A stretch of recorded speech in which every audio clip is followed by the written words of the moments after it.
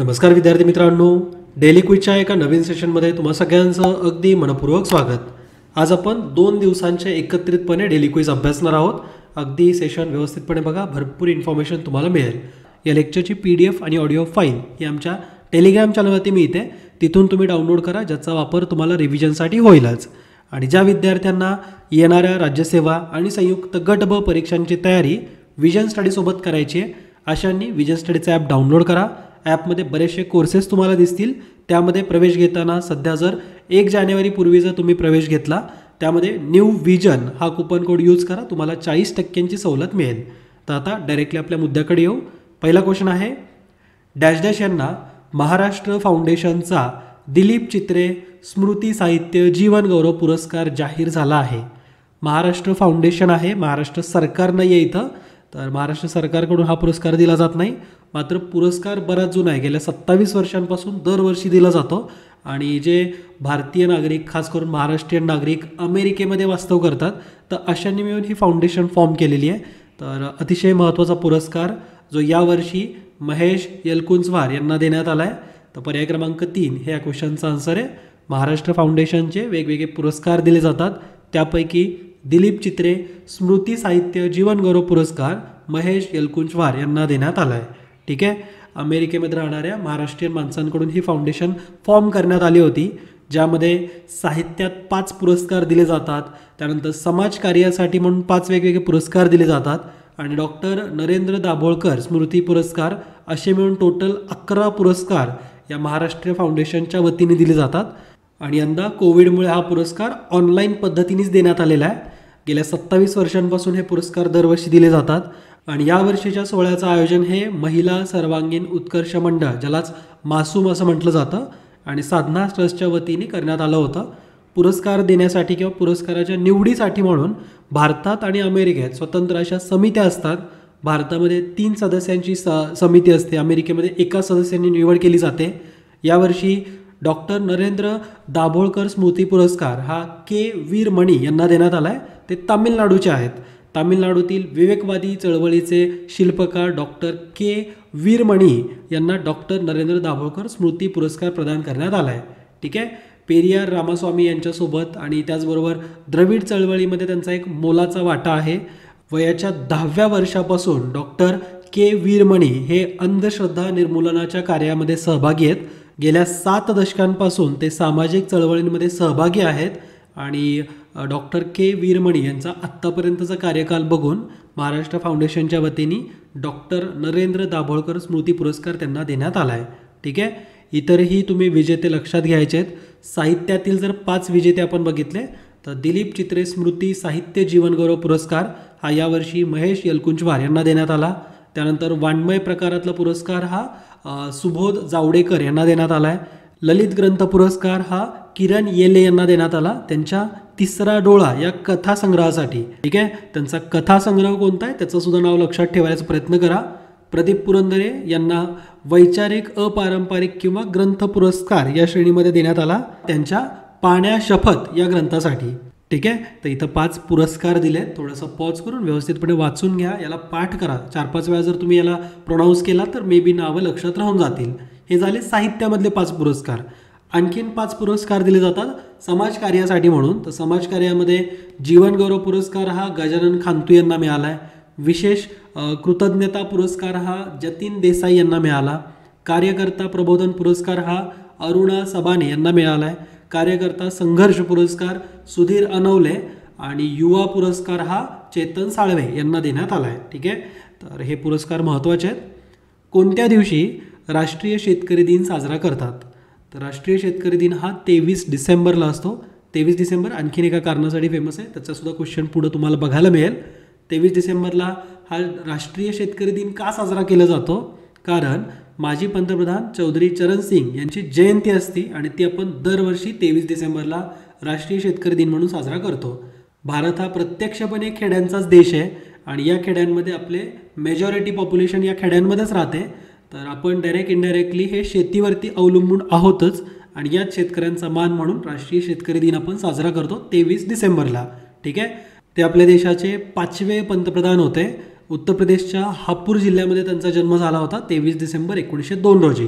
ठीक आहे. त्यांचा कार्यकाल पंतप्रधान पदाचा कार्यकाल हा 1979 ते 1980 म्हणजे असं जवळपास 6 महिन्यांचा त्यांना पिरियड मिळाला होता, जुलैपासून ते जानेवारी 1980 पर्यंत.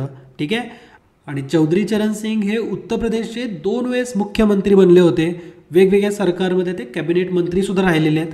वेगवेगळी पदं सांभाळताना शेतकऱ्यांच्या कल्याणासाठी अनेक योजना त्यांनी राबवल्यात आणि उत्तर प्रदेश जमीनदारी निर्मूलन कायद्याचे ते मुख्य शिल्पकार मानले जातात.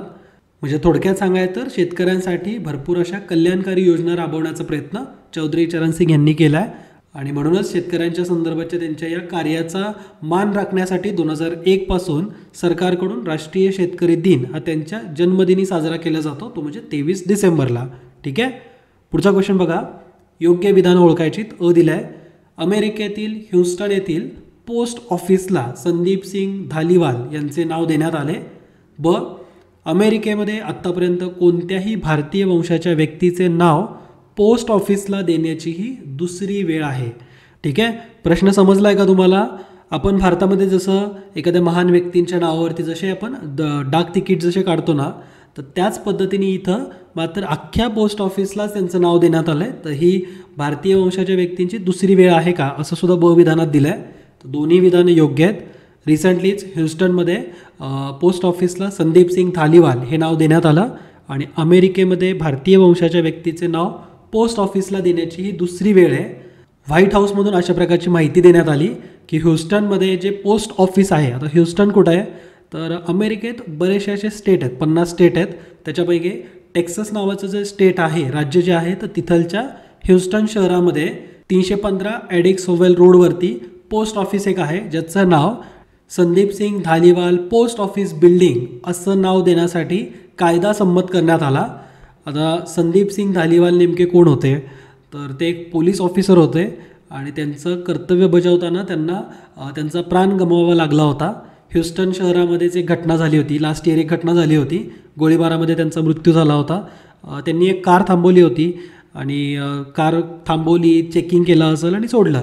तर तो व्यक्ती जो होता, कार ड्रायव्हर जो होता, तर तो कारमधून बाहेर पण आला नाही. ज्यावेळेस संदीप सिंग धालीवाल यांनी त्याच्याकडे पाठ केली आणि ते निघाले, तर त्यावेळेस त्या ड्रायव्हरनी पाठीमागून त्याला गोळ्या घातल्या होत्या. त्यासोबत एक महिलासुद्धा कारमध्ये बसली होती आणि नंतर त्यांना पोलिसांनी तर पकडलं, म्हणजे त्या दोघांना पण पोलिसांनी पकडलेलं आहे. मात्र यामध्ये संदीप सिंग धालीवाल यांना स्वतःचा जीव गमवावा लागला आणि ते जवळपास 10 वर्षांपासून अमेरिकेच्या पोलीस खात्यामध्ये होते. 2009 पासून 2019 पर्यंत होते. आता संदीप धालीवाल हे अतिशय फेमस पर्सनॅलिटी होती. शीख समुदायाला एकजूट करण्याचं काम त्यांनी केलं. त्याचबरोबर धालीवाल हे फक्त पोलीस दलात चर्चेत नसायचे तर संपूर्ण सामान्य लोकांमध्ये सुद्धा परिचयाचे होते. तर असं हे व्यक्तिमत्व होतं, त्यामुळं त्यांच्या स्मरणार्थ पोस्ट ऑफिसला नाव देण्यात आलं आहे. ठीक आहे. आणि यापूर्वी 2006 दक्षिण कॅलिफोर्नियामधील पहिले भारतीय वंशाचे खासदार दलीप सिंग साऊंद ते यांच्या स्मरणार्थ सुद्धा स्थानिक पोस्ट ऑफिसला त्यांचं नाव देण्यात आलं होतं. ठीक आहे. तर ह्या घटना महत्त्वाच्या आहेत, त्यामुळे व्यवस्थितपणे लक्षात ठेवा. पुढचा पुरस्कार खूप महत्त्वाचा आहे. टेनिसमधला अतिशय महत्त्वाचा पुरस्कार, असोसिएशन ऑफ टेनिस प्रोफेशनल्स, त्याला ATP म्हटलं जातं. तर ATP अवॉर्ड्स म्हणजे त्यांच्या पुरस्कारांविषयी योग्य विधाने ओळखा. दिलाय फ्रान्सिस टिफो याला समाजसेवेसाठी आर्थर ॲश मानवता पुरस्कार देण्यात आला. आणि 3 चॅलेंजर स्पर्धा विजेत्या स्पेनच्या कार्लोस अल्कराज याला उद्योगमुख खेळाडूचा पुरस्कार देण्यात आला. तर यापैकी दोन्ही विधानं योग्य आहेत. ATP अवॉर्ड्स हे वेगवेगळ्या श्रेणींमध्ये कॅटेगरीजमध्ये दिले जातात. त्यापैकी समाजसेवेसाठी म्हणून फ्रान्सिस टिफो याला पुरस्कार मिळाला आहे. फ्रान्सिस टिफोला आर्थर ॲश मानवता पुरस्कार देण्यात आला. आणि 3 चॅलेंजर स्पर्धा विजेत्या स्पेनच्या कार्लोस अल्कराज याला उद्योगमुख खेळाडूचा पुरस्कार मिळाला. ठीक आहे. इतरसुद्धा कॅटेगरीज तुम्हाला माहिती असायला पाहिजेत. ATP नंबर 1 पुरस्कार म्हणजे फर्स्ट रँकवरती राहण्याचा मान नोवाक जोकोविकला मिळालेला आहे आणि हा तो विक्रम 6व्या वर्षी करतो आहे. ठीक आहे. तर 6व्यांदा नंबर 1 पोझिशनवरती त्याला राहता आलं आहे.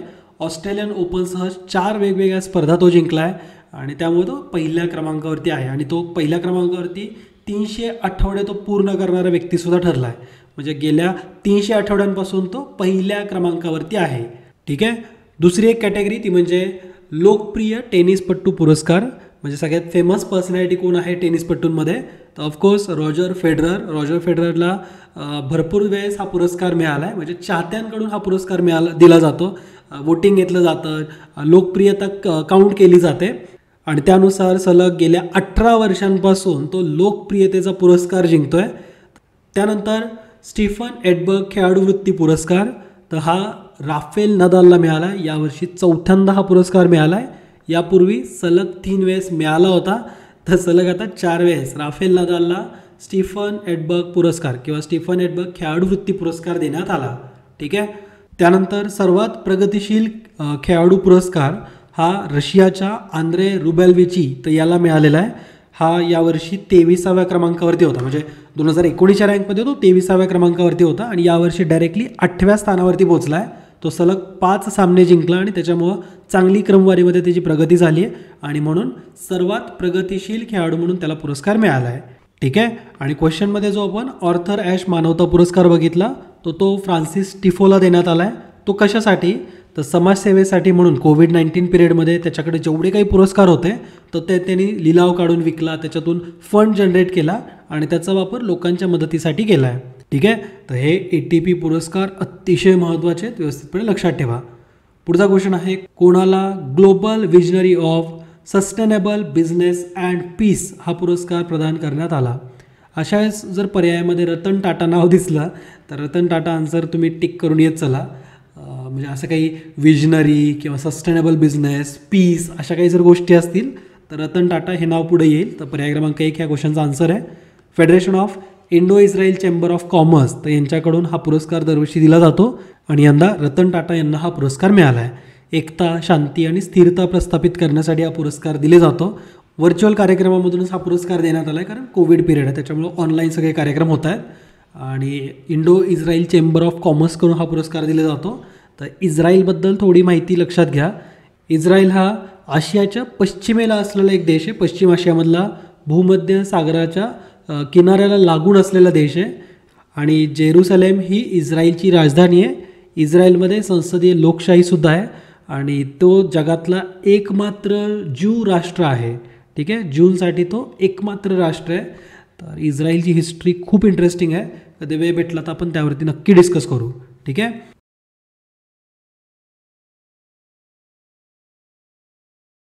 पुढचा क्वेश्चन आहे, डॅश डॅश यांचा जन्मदिवस महाराष्ट्रातील सर्व शाळांमध्ये महिला शिक्षण दिन म्हणून साजरा करण्याचा निर्णय घेण्यात आला. तर कुणाचा जन्मदिन हा महाराष्ट्रातल्या सगळ्या शाळा म्हणजे कुठल्याही मीडियमच्या, इंग्लिश मीडियम असतील, मराठी असतील किंवा सेमी इंग्लिश, कुठल्याही मीडियमच्या सगळ्या शाळांमध्ये महाराष्ट्रातल्या महिला शिक्षण दिन म्हणून साजरा केला जाणार आहे. तो म्हणजे सावित्रीबाई फुलेंचा जन्मदिन. ओके. सावित्रीबाई फुले यांवरती आयोगाने भरपूर वेळेस क्वेश्चन विचारले, कारण त्यांचं कार्यसुद्धा तेवढंच उल्लेखनीय आहे. आणि त्यांचा जन्मदिन जो की 3 जानेवारीला असतो, तर 3 जानेवारी हा इथून पुढं महाराष्ट्रातल्या प्रत्येक शाळांमध्ये सावित्रीबाई फुले महिला शिक्षण दिन म्हणून साजरा करण्याचा निर्णय सरकारच्या बैठकीमध्ये घेण्यात आला आहे. महत्त्वाचा निर्णय. आता हे कशासाठी, तर सावित्रीबाईंचं शिक्षणातील कार्य, योगदान आणि एकूणच त्यांचं समाज कल्याणातलं कार्य हे जनतेच्या प्रत्येक घटकापर्यंत पोचणं गरजेचं आहे आणि म्हणून हा निर्णय घेण्यात आला आहे. सावित्रीबाई फुलेंबद्दल आपण बरेचशा वेळेस एक्झाममध्ये क्वेश्चन बघतो. त्यांनी लिहिलेल्या पुस्तकांवरती क्वेश्चन येतात. त्याचबरोबर त्यांच्या एकूणच कार्याबद्दल क्वेश्चन विचारले जातात. मग एक हळदी कुंकू कार्यक्रमाचं आयोजन त्यांनी केलं होतं, त्यावरती क्वेश्चन येऊन गेलेले आहेत. त्याचबरोबर त्यांना एक पुरस्कार देण्यात आला होता, तो सुद्धा इन्सिडन्स महत्त्वाचा आहे, त्यावरती सुद्धा क्वेश्चन बनतात. मी तुम्हाला ते दोन्ही इन्सिडन्स सांगणार आहे. पहिल्यांदा आपण सावित्रीबाईंचा थोडक्यात जीवनपट जाणून घेऊ. त्यांना ज्ञानज्योती आणि क्रांतीज्योती या नावाने आपण ओळखतो, हे त्यांचे टोपण नाव आहेत. 3 जानेवारी 1831ला नायगावमध्ये, सातारा जिल्ह्यामध्ये त्यांचा जन्म झाला आहे. आता नायगाव हे फेमस गाव आहे, मात्र नायगावमध्ये नायगावच्या एका छोट्याशा खेड्यामध्ये त्यांचा जन्म झाला आहे, ते म्हणजे खंडाळा पेठ. ठीक आहे. खंडाळा पेठमध्ये त्यांचा जन्म झाला. याच खंडाळा पेठचे खंडूजी नेवसे पाटील हे सावित्रीबाई फुलेंचे वडील, तर हे पाटीलसुद्धा या गावचे, तर ते पण तुम्हाला माहिती असावं. वयाच्या 9व्या वर्षी म्हणजे 1840मध्ये त्यांनी त्यांचा विवाह हा ज्योतिबांशी लावून दिला. ज्योतिबांचं खरं सरनेम हे गोरे आहे, पण ज्योतिबांचा एक फॅमिली बिझनेस हा फुलांशी संदर्भात होता, तर ते फुले असं ते टोपण नाव होत हळूहळू आपण आडनावामध्ये यूज करतोय. ठीक आहे. ठीक आहे. हा थोडक्यात अगदी मी तुम्हाला शॉर्ट इंट्रोडक्शन करून दिली आहे. सावित्रीबाईंनी ना लग्नानंतर पण 3-4 वर्ष शिक्षण घेतलेलं आहे. लग्नानंतर त्यांचं शिक्षण हे एका ब्रिटिश महिलेची एक शाळा होती, ती शाळा चालवत होती, तिचं नाव होतं मिचेल. तर मिसेस मिचेल लक्षात राहून जातं. मिसेस मिचेलची एक शाळा होती, त्या शाळेचं नाव नॉर्मल स्कूल होतं, नॉर्मल शाळा. तर त्या शाळेमध्ये 3-4 वर्ष लग्नानंतरचं त्यांचं शिक्षण झालं. असं म्हणू शकता तुम्ही की त्यांचं बालपणीचं शिक्षण हे त्या शाळेमध्ये झालेलं आहे. आणि आता त्यांना स्वतः ज्योतिबा फुलेंचा सहवास लाभला आहे, त्यामुळं त्यांच्यामध्ये ती मॅच्युरिटी होती. आणि भविष्यामध्ये जे त्यांनी कार्य केलं आहे त्याचा उल्लेख हा स्वतः ब्रिटिश अधिकाऱ्यांच्या लेटर्समध्ये बघायला मिळेल. एक ब्रिटिश अधिकारी शाळेच्या इन्स्पेक्शनसाठी आले होते. आता ज्योतिबा फुले आणि आपल्या सावित्रीबाई फुले यांनी 1848 ते 1852 अवघ्या 4 वर्षामध्ये जवळपास पुण्यात 18 शाळांची स्थापना केली होती. आपल्या कुठल्याही सरकारला 1-2 शाळा चालू करणं होत नाही 5 वर्षाच्या पिरियडमध्ये. यांनी 4 वर्षामध्ये त्या काळात 18 शाळा सुरू केल्या होत्या. त्यापैकी एका शाळेमध्ये ज्यावेळेस तो ब्रिटिश अधिकारी इन्स्पेक्शनला आला, तर ते एक शिक्षण अधिकारी होते, त्यांचं नावसुद्धा जॉन वार्डन, हे लक्षात ठेवायला पाहिजे. तर जॉन वार्डन यांनी त्यांच्या लेटरमध्ये असं लिहिलं आहे की खरं ज्योतिबांपेक्षा त्यांच्या पत्नी म्हणजे सावित्रीबाई फुलेंचं जितकं कौतुक करावं तेवढं कमी आहे. त्यांच्याबद्दलचे किती गुण सांगावेत हे प्रश्न पडतो आहे. आणि त्यांनी त्यांच्या पतीला भरपूर सहकार्य केले, हाल अपेष्टा सहन केल्यात. तर असा उल्लेख हा ब्रिटिश अधिकाऱ्याच्या लेटरमध्ये आहे. जॉन वार्डन हे त्याचं नाव आहे, जो की शिक्षण मंडळाचा आय थिंक अध्यक्ष वगैरे होता. ठीक आहे. 1851मधली ही घटना आहे, ज्यावेळेस भरपूर शाळा ह्या दोघांनी स्थापन केल्या होत्या. ओके.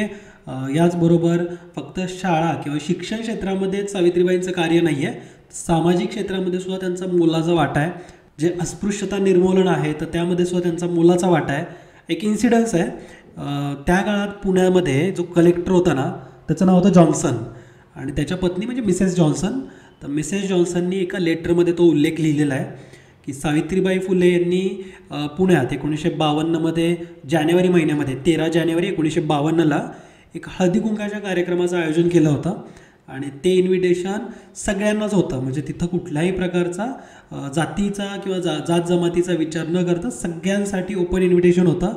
म्हणजे एक कार्यक्रम आयोजित केला होता ज्यातून समाजामध्ये एकतेचं वातावरण तयार व्हावं, जातीभेद दूर व्हावा. तर यासाठी ज्या अशा कार्यक्रमांचं आयोजन त्यांनी केलं होतं. स्त्रियांच्या एकजुटीसाठी म्हणून सावित्रीबाई फुलेंनी महिला सेवा मंडळाची स्थापना केली होती. याच महिला सेवा मंडळाकडून हळदी कुंकू कार्यक्रमाचं आयोजन झालं होतं, ज्यामध्ये त्या काळातल्या पुण्याचा कलेक्टर तो म्हणजे जॉन्स, तर याच्या पत्नी आल्या होत्या, मिसेस जॉन्स आल्या होत्या. त्यांनी असं मेन्शन करून ठेवलं होतं की ज्यावेळेस सावित्रीबाई फुलेंनी या समाजातल्या प्रत्येक घटकाला निमंत्रण दिलं होतं, तर त्याच्यात असं मेन्शन होतं की प्रत्येकाला समान बसण्याची संधी मिळणार आहे. म्हणजे कोणी असा खुर्चीवरती किंवा कोणी जमिनीवरती, कुणाला असं वेगळं पोझिशन असं अजिबात नाही. प्रत्येक जाती धर्माच्या सगळ्या महिलांसाठी बसण्याची अरेंजमेंट समान केलेली आहे.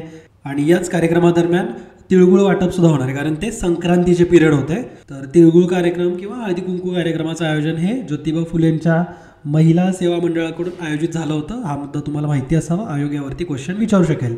ठीक आहे. आणि हे जे काही इन्व्हिटेशन्स दिले होते म्हणजे परिपत्रक प्रत्येकाला दिले होते, तर त्याचा मान राखत समाजामधल्या बहुसंख्य महिलांनी याच्यामध्ये भाग घेतला होता आणि सगळ्या जाती जमातींच्या महिला एकत्रित एका मंचावरती होत्या. ठीक आहे. तर अशा प्रकारच्या घटनांचा उल्लेख हा ब्रिटिशांनी केलेला आहे. तर नक्कीच सावित्रीबाई फुले ज्ञानज्योती आहेत, क्रांतिज्योती आहेत. आणि त्यांच्या जन्मदिनादिवशी म्हणजे 3 जानेवारीला संपूर्ण महाराष्ट्रामध्ये, खरं तर संपूर्ण देशामध्येच सावित्रीबाई फुले महिला शिक्षण दिन साजरा केला गेला पाहिजे. पण आपल्या महाराष्ट्रामध्ये तरी ते पाऊल आत्ता उचलण्यात आलं आहे. ठीक आहे. सावित्रीबाई फुले आणि ज्योतिबा फुले त्यांच्या कार्याचा सन्मान करण्यासाठी म्हणून त्या काळात ब्रिटिश अधिकाऱ्यांकडून त्यांचं भरपूर कौतुक केलं जायचं. इवन एक कार्यक्रमाचं आयोजन सुद्धा झालं होतं पुण्यात. जो विश्रामबाग आहे ना, विश्रामबाग वाडा जो आहे, आता हा एक्झॅक्ट कुठं आहे तर जे तुम्हाला माहिती असेल की तुळशीबाग, तर तुळशीबागच्या एक्झॅक्ट अपोजिट आहे तो. तर त्या काळामध्ये तुळशीबाग वगैरे नव्हती, तर मोठं पटांगण होतं. तिथं 3000 नागरिकांच्या उपस्थितीमध्ये एक कार्यक्रम झाला होता, ज्यामध्ये सावित्रीबाई फुले आणि आपले ज्योतिबा फुले यांचा सन्मान ब्रिटिश अधिकाऱ्यांनी केला होता. ठीक आहे. तर एवढं कार्य वगैरे तुम्हाला माहिती असणं गरजेचं आहे. एक्झाममध्ये पर्सनॅलिटीजवरती म्हणजेच महाराष्ट्रातल्या महत्त्वाच्या समाजसुधारकांवरती भरपूर वेळेस क्वेश्चन आले. त्यामध्ये सावित्रीबाई फुले हे विचारले जातात. त्यांनी महत्त्वाची पुस्तकं पण लिहिलीत, जसं की काव्य फुले हा त्यांचा एक काव्यसंग्रह आहे. सुबोध रत्नाकर, बावनकशी, ज्योतिबांची भाषणे. ज्योतिबांची भाषणं हे संपादक सावित्रीबाई फुले आहेत आणि या पुस्तकाचं प्रकाशन हे 1856मध्ये झालं होतं. ठीक आहे. 1891ला सावित्रीबाईंची गाणी हे पुस्तक सुद्धा प्रकाशित झालं आहे. आणि हा जो त्यांचा काव्य फुले काव्यग्रंथ जो आहे, काव्यसंग्रह जो आहे, यामध्ये एकूण 41 कविता आहेत. ठीक आहे. यात किती कविता आहेत हे पण तुम्हाला माहिती असणं तेवढंच गरजेचं आहे. एक छोटंसं पुस्तक सावित्रीबाईंनी संपादित केलं आहे, त्याचं नाव आहे ज्योतिबांची भाषणं. तर ते पुस्तक पण तुम्हाला माहिती असायलाच पाहिजे. ठीक आहे. तर आपण जो क्वेश्चन बघितला आहे त्याचा आन्सर तर तुम्हाला समजले, अगदी डिटेलमध्ये आपण माहिती बघितली आहे. पुढचा क्वेश्चन बघूयात. हा क्वेश्चन जॉग्रफी संबंधित आहे, अतिशय महत्त्वाचा आहे. खालील माहितीच्या आधारे वनप्रकार ओळखा. दिलं आहे, या वनातील अनेक वनस्पतींचा उपयोग टिंबर म्हणून व्यापारी दृष्टीने केला जातो. अधूनमधून गवताळ प्रदेश आढळतो. आणि वार्षिक पर्जन्य 100 ते 150 सेंटीमीटर असणाऱ्या प्रदेशात ही वने आढळतात. या क्वेश्चनला टॅकल करायला ना एक सोपी मेथड आहे. तुम्हाला हे माहिती पाहिजे की 100 ते 150 सेंटीमीटर पाऊस जर पडत असेल तर तो क्षेत्र किंवा ते जो काही प्रदेश आहे तर तो कशा प्रकारचा प्रदेश म्हणून ओळखला जातो. म्हणजे तो शुष्क टाईपमध्ये येतो की अतिवृष्टीचा भाग येतो. तर अतिवृष्टी म्हणजे तिथं 1000 सेंटीमीटरपर्यंत पाऊस पडतो आहे किंवा 250-300च्या वरतीच पाऊस आहे, तर तो एक अतिवृष्टीचा प्रदेश आपण म्हणू शकतो. मात्र ज्या ठिकाणी 100, 150, 50 सेंटीमीटर असा जर पाऊस पडत असेल तर तो एक शुष्क प्रदेशामध्ये येतो.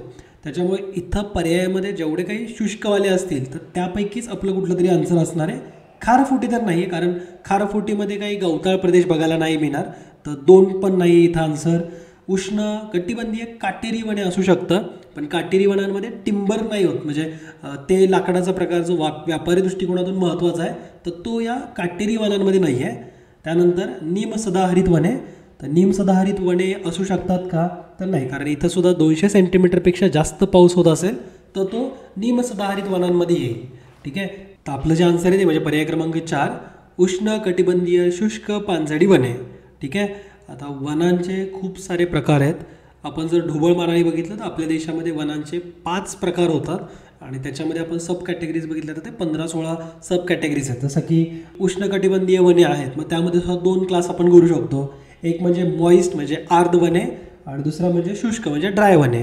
शुष्कमध्ये सुद्धा बरेचसे प्रकार आहेत. शुष्क म्हणजे त्याच्यामध्ये पानझडी पण येतात, सदाहरित पण येतात, निम सदाहरित पण येतात, काटेरी वने पण येतात. आणि या व्यतिरिक्त मग मॉइस्टमध्ये सुद्धा सदाहरित आहेत, निम सदाहरित आहेत, पानझडी येतात. असे बरेचसे जवळपास 15-16 प्रकार सब प्रकार आहेत, हे उपविभाग आहेत.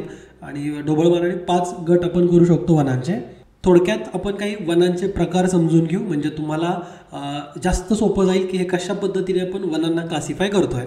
तर जसं आपण पॉलिटीमध्ये राष्ट्रपती आणि राज्यपाल कम्पेअर करत करत अभ्यास करतो ना, तसंच वनांच्या प्रकाराला करायचं आहे. पहिल्यांदा भारतात वनांचं नेमकं क्षेत्रफळ कसं आहे हे लक्षात घ्या. संपूर्ण जगामध्ये वनांचं महत्त्व पर्यावरणाच्या दृष्टिकोनातून महत्त्वाचं आहेच.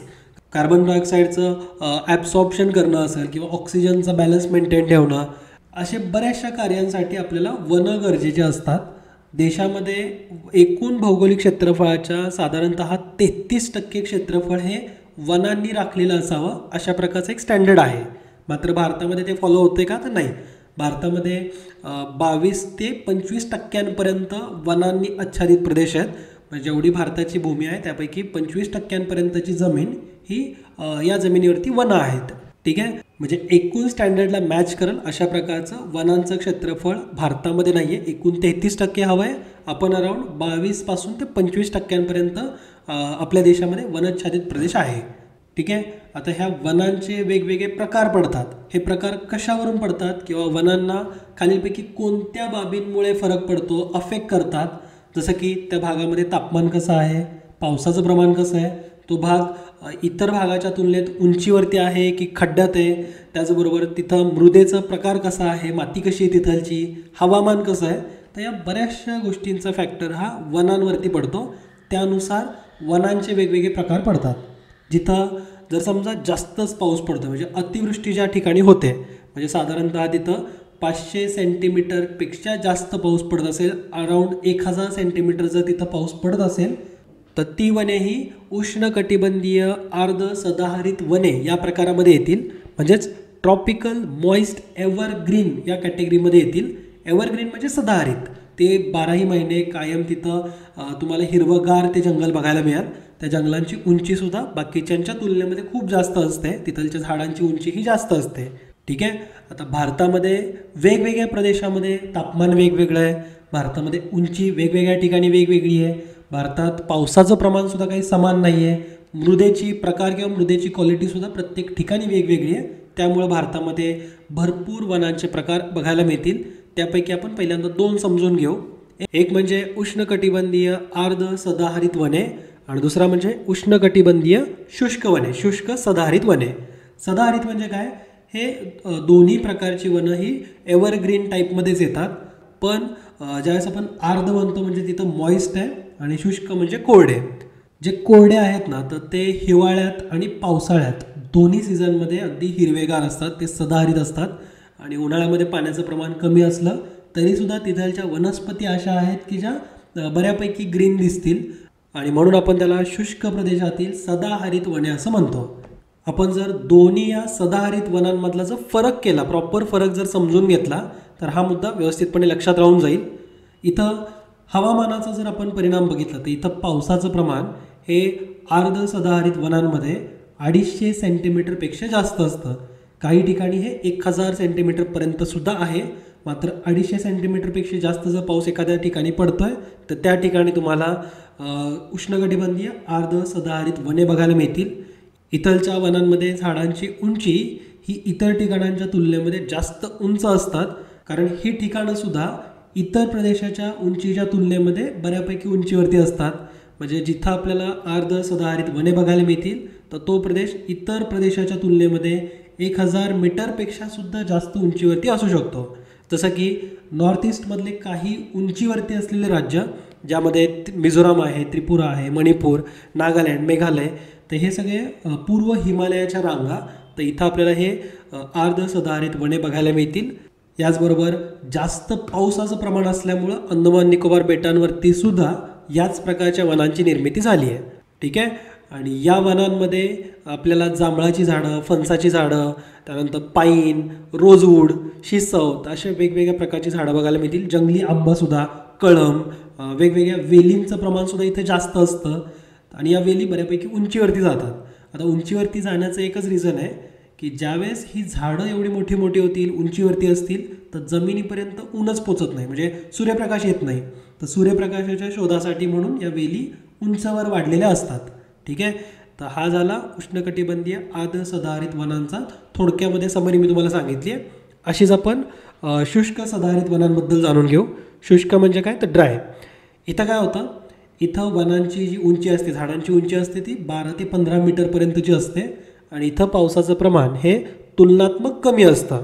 म्हणजे आपण मॉइस्ट एव्हरग्रीनमध्ये बघितलं की 250 सेंटीमीटरपेक्षा जास्त पाऊस पडतो, पण इकडे 100 सेंटीमीटरपर्यंतचा पाऊस असतो, कारण हा शुष्क प्रदेश आहे. इथं फक्त ही वने पावसाळ्यामध्ये आणि हिवाळ्यामध्ये जास्त हिरवीगार बघायला मिळतील आणि उन्हाळ्यामध्ये सुद्धा नैऋत्य मान्सून पावसामुळे ही झाडं तग धरून राहतात, म्हणजे ते पूर्णपणे हिरवीगार राहतात. ठीक आहे. आणि अशा प्रकारची शुष्क सदाहरित वने ही फक्त आणि फक्त तामिळनाडूच्याच किनारपट्टीवरती बघायला मिळतील. तर हे याचं खास वैशिष्ट्य असल्यामुळे लक्षात ठेवा. ठीक आहे. यामध्ये सुद्धा जांभळासारखी झाडं, रिठा, त्यानंतर ताड, निंब, खिरणी अशी झाडं तुम्हाला बघायला मिळतील. ओके. तर मी फक्त 2 वनांचे प्रकार सांगितलेत तुम्हाला. जो आपल्याला क्वेश्चनमध्ये जो वनांचा प्रकार दिला आहे तो म्हणजे उष्णकटिबंधीय शुष्क पानझडी वने. पानझडी म्हणजे काय की ज्यावेळेस उन्हाळा आहे किंवा पाऊस नाही आहे तर त्यावेळेस या झाडांची पानं गळतील. झाडांची पानं का गळतात बरं, तर झाडांमधून बाष्पीभवन जास्त होऊ नये म्हणून झाडं स्वतःची पानं गाळतात. ठीक आहे. तर कारण बाष्पीभवन म्हणजे पानं असल्यामुळं काय होतं, सरफेस मिळतो. सरफेस मिळाल्यामुळं बाष्पीभवन होतं, म्हणजे ऑलरेडी पाऊस नाही आहे आणि झाडातलं जेवढं काही पाणी पानांमध्ये आहे ते सुद्धा उडून चाललं आहे किंवा त्याचंसुद्धा बाष्पीभवन होतं आहे. तर त्यामुळं झाड मरू शकतं, पूर्ण पाणी निघून जाऊ शकतं. तर म्हणून ही झाडं स्वतःची पानझडी करतात. ठीक आहे. आणि अशा प्रकारचे शुष्क पानझडी वने ही आपल्याला ज्या ठिकाणात कमी पाऊस आहे, जे उष्णकटिबंधीय आर्द्र सदाहरित वने जे असतात ना, त्यांची सुरुवात जिथून होते, म्हणजे सुरुवात होण्याच्या जस्ट आधीचा जर पट्टा तुम्ही बघितला तो पट्टासुद्धा तुम्हाला शुष्क पानझडी वनांचा बघायला मिळाल. ठीक आहे. आणि इथं पावसाचं प्रमाण हे साधारणतः 100 किंवा 75 ते 100 सेंटीमीटरपर्यंत असतं आणि इथं आर्द्रता 50% जवळपास असते. ओके. आणि या वनांमध्ये आपल्याला साग, खैर, येन, तिवर, त्याचबरोबर आवळा, पळस, तर अशा प्रकारची झाडं बघायला मिळतील. आणि हा मुख्यतः पंजाब, हरियाणा, त्यानंतर महाराष्ट्रातलं सातपुडा डोंगररांग, विदर्भाची डोंगररांग, तर या सगळ्या जे प्रदेश आहेत तर इथं आपल्याला उष्णकटिबंधीय शुष्क पानझडी वने बघायला मिळतील. ठीक आहे. आणि या झाडांच्या प्रकारावरून तुम्हाला समजून येईल की या वनांमध्ये झाडांची उंची ही फार उंच नाही आहे, म्हणजे मध्यम आकाराची झाडं आहेत. ओके. आणि या झाडांचा किंवा या जंगलांचा वापर हा व्यापारी दृष्टिकोनातून महत्त्वाचा आहे, तर म्हणून सुद्धा या वनस्पतींचा वापर केला जातो, या झाडांचा वापर केला जातो. आता जे आपण उष्णकटिबंधीय अर्ध सदाहरित वने जी बघितली ना, जे हाय उंचीवरती वगैरे असतात, हाय अल्टिट्यूडवर असतात, तर तिथं काय होतं की लाकूड तोडल्यानंतर किंवा झाड तोडल्यानंतर लाकूड ट्रान्सपोर्ट करायच्या सुविधा तेवढ्या नसतात. तर त्यामुळे त्या वनांमध्ये जास्त व्यापारी दृष्टिकोनातून हालचाली होत नाहीत. मात्र हे जी वनं आहेत तर ही पानझडी वनं किंवा शुष्क पानझडी वनं ही अगदी या सदाहरित वनांच्या जस्ट आधी सुरू होतात, त्यामुळे तिथून ट्रान्सपोर्ट वगैरे सोपं असल्यामुळं व्यापारी दृष्टिकोनातून या झाडांचा वापर होतो. ओके. आणि या वनांचं आणखीन एक वैशिष्ट्य म्हणजे ही वनं अशी सलग पट्टे झाडांची नसतात, तर मध्ये मध्ये गवताळ पॅच तुम्हाला बघायला मिळतील. ते मध्ये मध्येच तुम्हाला हिरव्यागार वनस्पतीसुद्धा अगदी जमिनीच्या लगत बघायला मिळतील. आणि कोरड्या ऋतूंमध्ये मात्र इथलच्या झाडांच्या सगळ्या झाडांची पानंही गळलेली असतील. ठीक आहे. तर असे हे आपण वनांचे काही प्रकार समजून घेतलेत. तर आणखीन डिटेल इन्फॉर्मेशन ही आपण जॉग्रफीच्या आपल्या लेक्चरमध्ये जाणून घेऊ. मी ऑलरेडी तुमचा भरपूर वेळ घेतो आहे. पुढच्या क्वेश्चनकडे येऊ. खालीलपैकी मृदू लाकूड कोणते ते ओळखा.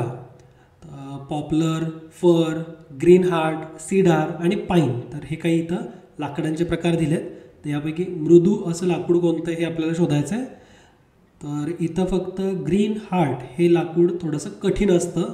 बाकीचे पॉप्लर, फर, सीडार आणि पाईन तर हे मृदू लाकूड आहेत, थोडे सॉफ्ट असतात.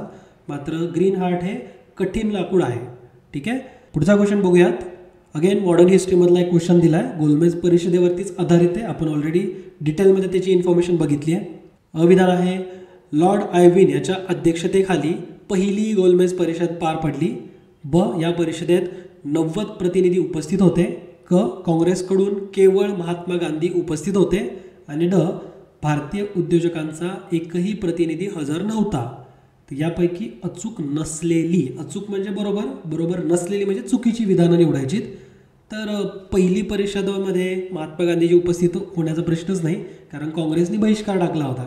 त्यामुळे क विधान आपलं चुकीचं आहे, चुकीची शोधायचीत आपल्याला. आणि यामध्ये लॉर्ड आयविन याचा अध्यक्ष नव्हता. पहिल्या गोलमेज परिषदेचा अध्यक्ष ब्रिटनचा त्या काळातला पंतप्रधान तो म्हणजे मॅकडॉनल्ड होता. आणि त्याच्या अध्यक्षतेखाली पहिल्या गोलमेज परिषदेचं आयोजन झालं होतं. ठीक आहे. तर अ आणि क ही दोन विधानं तर चुकीची आहेत. या परिषदेमध्ये 90 प्रतिनिधी उपस्थित होते. तर मी तुम्हाला सांगितलं होतं आकडा लक्षात ठेवायची ट्रिक 58, 16, 16. 58 एकूण भारतीय प्रतिनिधी, 16 हे ब्रिटिश जे पार्ट्या आहेत, ब्रिटिश त्या काळातले जे राजकीय पार्ट्या आहेत तर त्याचे 16 प्रतिनिधी, आणि आणखीन 16 हे भारतीय जे संस्थानं आहेत किंवा प्रिन्सली स्टेट जे आपले होते तर त्याचे प्रतिनिधी, असे 58, 16, 16 म्हणजे 90. तर एवढे प्रतिनिधी उपस्थित होते. त्यामुळे ब विधान योग्य आहे. आणि भारतीय उद्योजकांचा एकही प्रतिनिधी नव्हता. तर ड सुद्धा योग्य आहे. तर अ आणि क म्हणजे पर्याय क्रमांक 3 हे या क्वेश्चनचा आन्सर राहील. पुढचा क्वेश्चन मी तुम्हाला होमवर्कसाठी ठेवतो आहे. नेक्स्ट लेक्चरमध्ये आपण याला डिटेलमध्ये जाणून घेऊ. दिल्ली येथे केंद्रीय कायदे मंडळात दिनांक 18 एप्रिल 1929 रोजी खालीलपैकी कोणी बॉम्ब फेकले. तर खूप सोपा क्वेश्चन दिला आहे मी तुम्हाला. राजगुरू, बटुकेश्वर दत्त, चंद्रशेखर आझाद आणि भगतसिंग. तर यापैकी योग्य आन्सर सगळ्यांनाच देता येईल. माझा तुम्हाला थोडा ॲडिशनल क्वेश्चन पण आहे की हा बॉम्ब टाकण्यापाठीमागचा उद्देश काय होता. जर तुम्हाला त्या बॉम्ब टाकण्यापाठीमागचा उद्देश काय होता हे जर माहिती असेल तर तुमचा अभ्यास परफेक्ट झाला आहे. तर आजच्या सेशनच्या माध्यमातून बरीचशी इन्फॉर्मेशन आपण बघितली. आय होप तुम्हाला हे लेक्चर आवडलं असेल. राहिलेले पण दिवस आपण पटपट यावर्षीच कंप्लीट करूयात. जास्त बॅकलॉग आपण पुढच्या वर्षीसाठी नाही न्यायचा. तर आजच्या सेशनमध्ये तुमची इथंच रजा घेतो. जाताना पुन्हा एकदा आठवण करून देतो आहे, ज्या विद्यार्थ्यांना विजन स्टडीसोबत त्यांच्या येणाऱ्या राज्यसेवा आणि संयुक्त गट ब परीक्षांची तयारी करायची आहे तर नक्कीच आमच्या कोर्समध्ये प्रवेश घेऊ शकता.